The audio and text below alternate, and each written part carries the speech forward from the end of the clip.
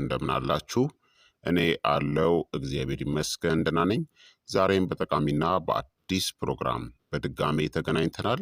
በዛሬው የጤና ፕሮግራማችን ላይ ደግሞ የምንመለከተው የትልቁ አንጀት ካንሰርን በተለምዶ ኮለን ካንሰር ወይም ደግሞ ኮሎሬክታል ካንሰር የምንለውን እንዴት አድርገን አስቀድመን መከላከል እንችላለን የሚለውን በዚህ ቪዲዮ ላይ በደንብ በግልጽ እነግራችኋለሁ ማለት ነው።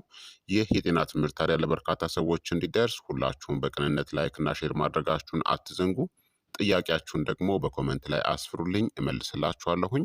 በቀጥታ ወደ ጤና ትምህርታችን የማልፍ ይሆናል።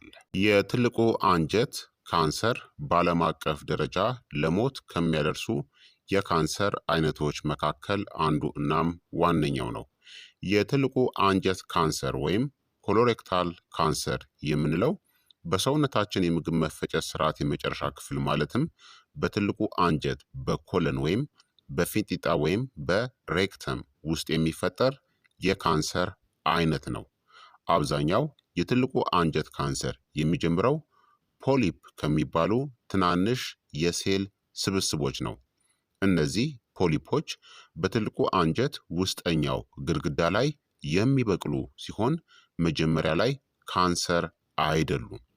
ነገር ግን ከጊዜ ብዛት ከዓመታት በኋላ የተወሰኑት ወደ ካንሰርነት ሊቀየሩ ይችላሉ።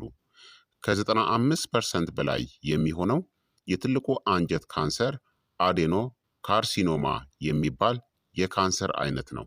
ይህ ማለት ካንሰሩ የሚነሳው አንጀቱን ከውስጥ ከሚሸፍኑትና ንፋጭ ወይም ደግሞ ሙከስን ከሚያመነጩት እጢዎች ውስጥ ነው።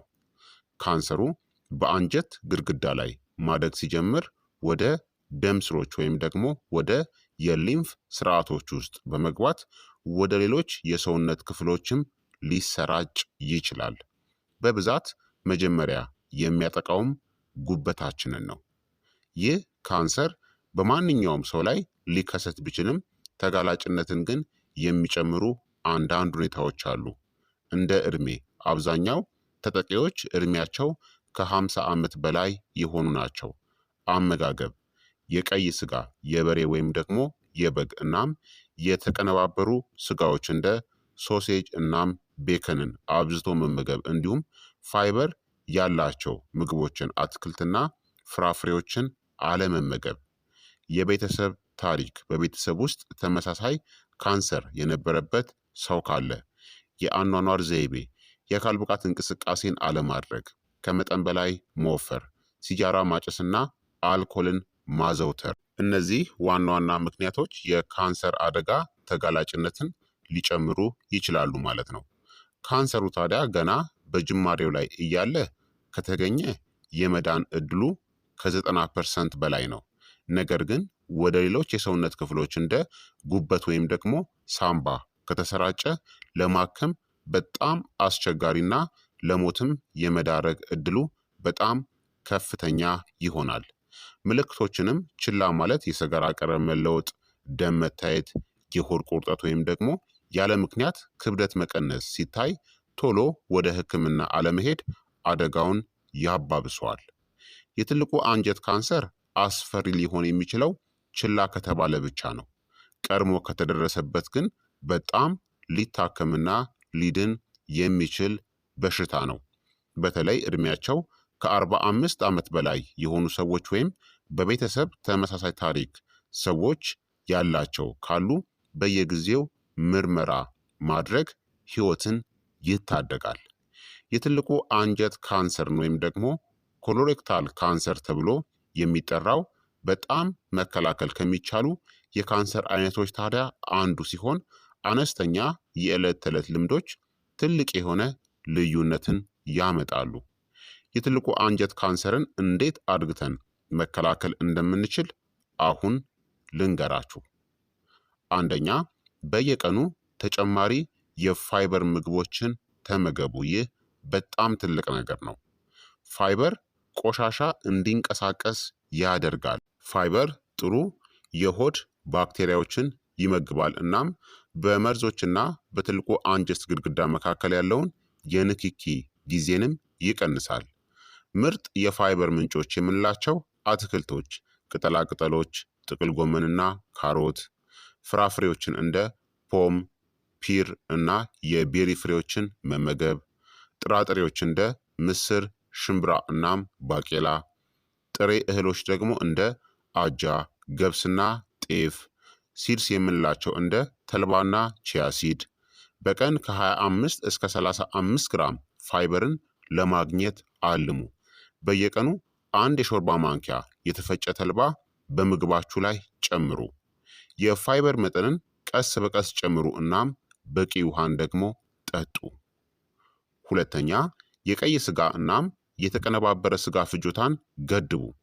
ተደጋጋሚ የቀይ እናም የተቀነባበረ ስጋ አመጋገብ የትልቁ አንጀት ሽፋንን ይጎዳል፣ እንዲሁም ብግነት ወይም ደግሞ ኢንፍላሜሽንንም ይጨምራል።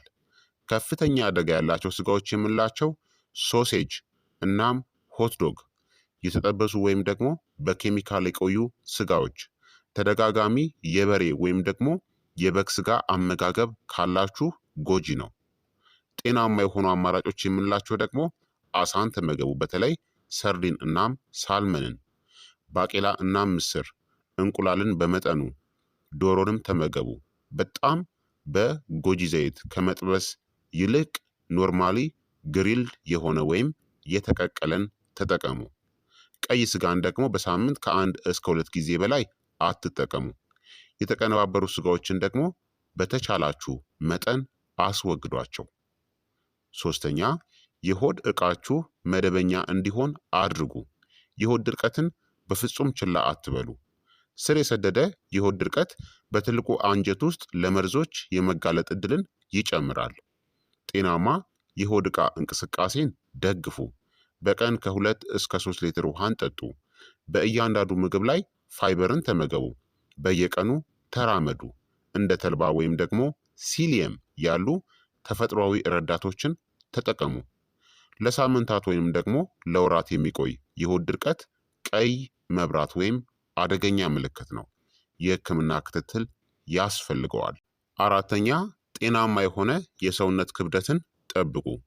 ከመጠን በላይ የሆነ የሆድ ስብ ብግነት ወይም ደግሞ ኢንፍላሜሽንን እናም ኢንሱሊን ሬዚስታንስን ይጨምራል። ሁለቱም ከትልቁ አንጀት ካንሰር ጋር የተያያዙ ናቸው። ስኳርናም የተቀነባበሩ ካርቦሃይድሬትሶችን ቀንሱ። አነስተኛ የእራት ምግብን ተመገቡ። ዘግይተው የሚበሉ ከባድ የሆኑ ምግቦችን ደግሞ አስወግዱ። ከምግብ በኋላ ተራመዱ ከ10 እስከ 20 ደቂቃ ያክል። አምስተኛ፣ በየቀኑ ሰውነታችሁን አንቀሳቅሱ። አካላዊ እንቅስቃሴ ብግነት ወይም ደግሞ ኢንፍላሜሽንን ይቀንሳል እናም የሆድ ዕቃ እንቅስቃሴንም ያፋጥናል። ምርጥ እንቅስቃሴዎች የምንላቸው ፈጣን የሆነ የእግር ጉዞ፣ ብስክሌት መንዳት፣ ቀላል የጥንካሬ ልምምድ፣ የጓሮ አትክልት ስራ ወይም ደግሞ ንቁ የሆነ የቤት ውስጥ ስራዎችን መስራት። አብዛኛውን ቀናት ቢያንስ ለ30 ደቂቃ ያክል እንቅስቃሴ አድርጉ። ስፖርትን ብትሰሩም እንኳን ለረጅም ጊዜ መቀመጥ በጣም ጎጂ ነው። ስድስተኛ፣ ስኳርናም የተቀነባበሩ ካርቦሃይድሬትሶችን ቀንሱ።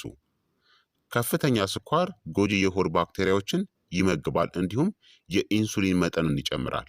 ለስላሳ መጠጦችን፣ ነጭ ዳቦ፣ ጣፋጭ የሆኑ መጋገሪያዎችን፣ ከመጠን በላይ ሩዝ ወይም ደግሞ የነጭ ዱቄት ምግቦችን ገድቡ። እነዚህን ደግሞ በሌሎች ጤናማ አማራጮች መተካት።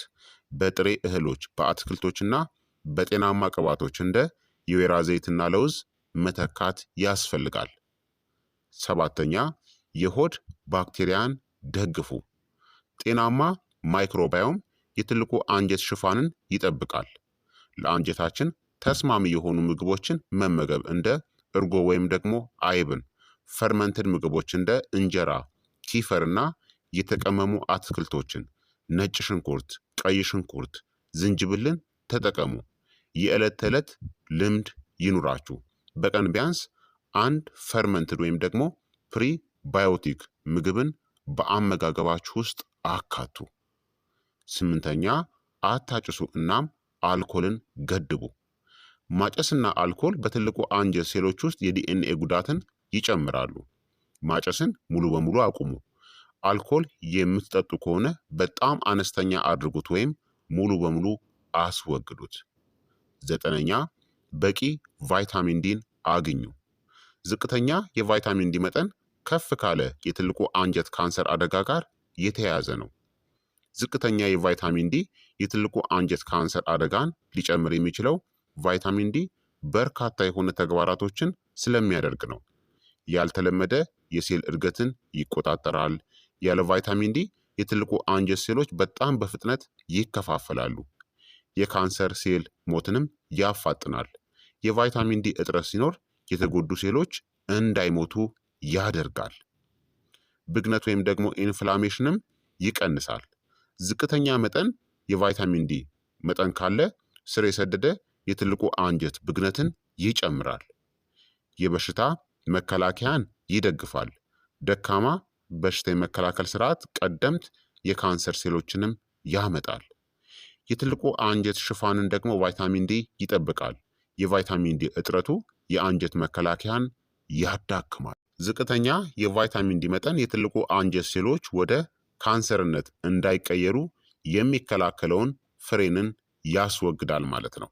ስለዚህ ጥሩ የቫይታሚን ዲ ምንጮች የምንላቸው ለፀሐይ መጋለጥ በቀን ከ15 እስከ 30 ደቂቃ፣ እንቁላልን መመገብ፣ ቅባታማ አሳዎችንና እጥረት ካለ ተጨማሪ ሰፕሊመንቶችን በሐኪማችሁ ትዕዛዝ መሰረት መውሰድ ያስፈልጋል።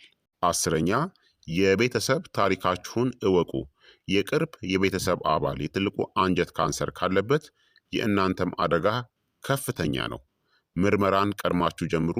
በአኗኗር ዘይቤ መከላከያ ላይ ጥብቅ ሁኑ። ቀላል ምልክቶችን ደግሞ ችላ አትበሉ። 11ኛ ምርመራን አድርጉ። ይህ ህይወትን ያድናል።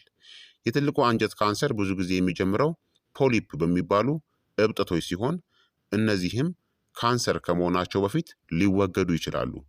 የምርመራ አማራጮች የሰገራ ምርመራዎችን ማድረግ፣ ኮሎኖስኮፒ፣ ይህ ዋነኛው ምርመራ ነው።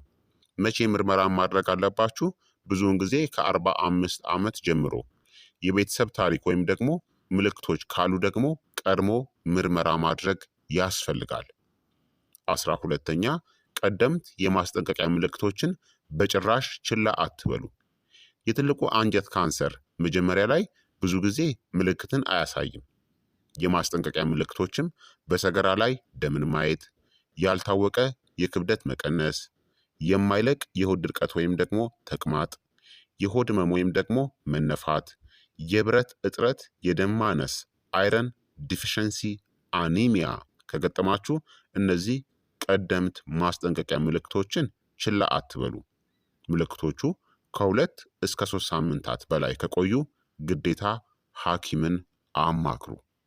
ታዲያ የዕለት ተዕለት የትልቁ አንጀት መከላከያ ልምድን ከፈለጋችሁ ጠዋት ላይ ውሃ እናም በፋይበር የበለጸገ ቁርስን መመገብ፣ ቀን ላይ አትክልትና ፕሮቲንን መመገብ፣ ማታ ላይ ደግሞ ቀለል ያለ እራትን እንዲሁም ዘግይታችሁ ደግሞ በፍጹም እንዳትበሉ ልተኙ ስትሉ አካባቢ ቢያንስ ከመተኛታችሁ ከ3 ሰዓት በፊት ነው እራታችሁን መመገብ ያለባችሁ።